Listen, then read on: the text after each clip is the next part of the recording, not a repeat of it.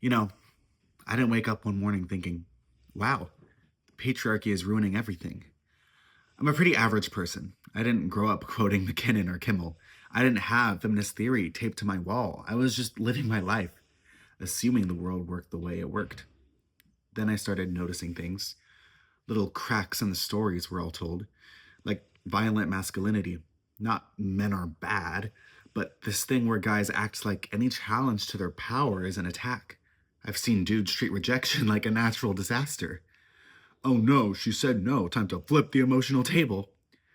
Kimmel calls that aggrieved entitlement, the belief that men naturally deserve control. And wow, once you know that term, you start seeing it everywhere in schools, workplaces, relationships, locker rooms, politics. The moment masculinity feels threatened, violence becomes the fix. Violence becomes restoring order. And that's when I realized the man box isn't just a metaphor, it's a training program. Same thing happened with the concept of sex. I thought I knew what sex meant. Everyone thinks they do. But Marilyn Fry basically grabbed the dictionary out of my hand and said, try again. Because the definition we all grew up with, it's not biology, it's not universal, it's not even logical. It's patriarchy. It's a concept sculpted around male pleasure, male desire, and male centered scripts. Everything outside that, queer sex, lesbian sex, anything that doesn't involve one specific body part, just gets erased, treated like it doesn't count. And suddenly I realized it wasn't sex that was confusing, it was the definition. Every one of these big concepts we're taught is actually a box someone else built, and we're all squeezed inside it pretending it fits.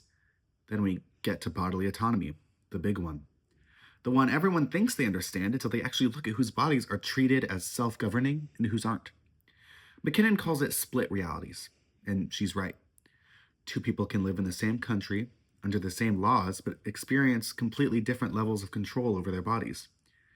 Some people's bodies are treated as private property, others, public debate topics. If your body can get pregnant, if you're trans, if you're poor, if you're a refugee, suddenly your body becomes a committee project. Politicians, strangers, concerned citizens, everyone feels entitled to weigh in on what you should be allowed to do.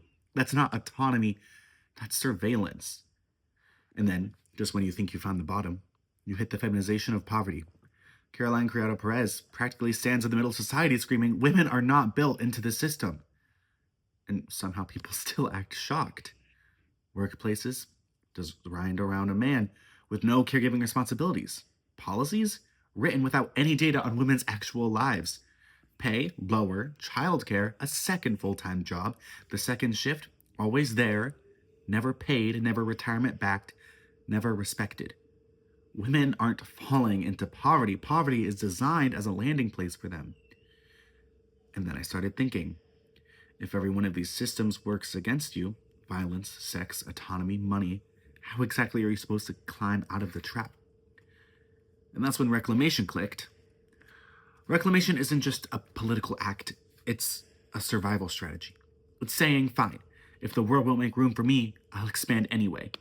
Sojourner Truth reclaimed womanhood, Nomi Lam reclaimed fatness, Leslie Feinberg reclaimed gender. Reclamation is refusing the script. It is writing a new one. It is climbing out of the patriarchal trap, even if your hands shake on the way out. Because the truth is, the trap is built to feel normal. Recognizing it is the first revolution, refusing it is the second, rewriting yourself is the third. And the best part, anyone can start with step one. Thank you.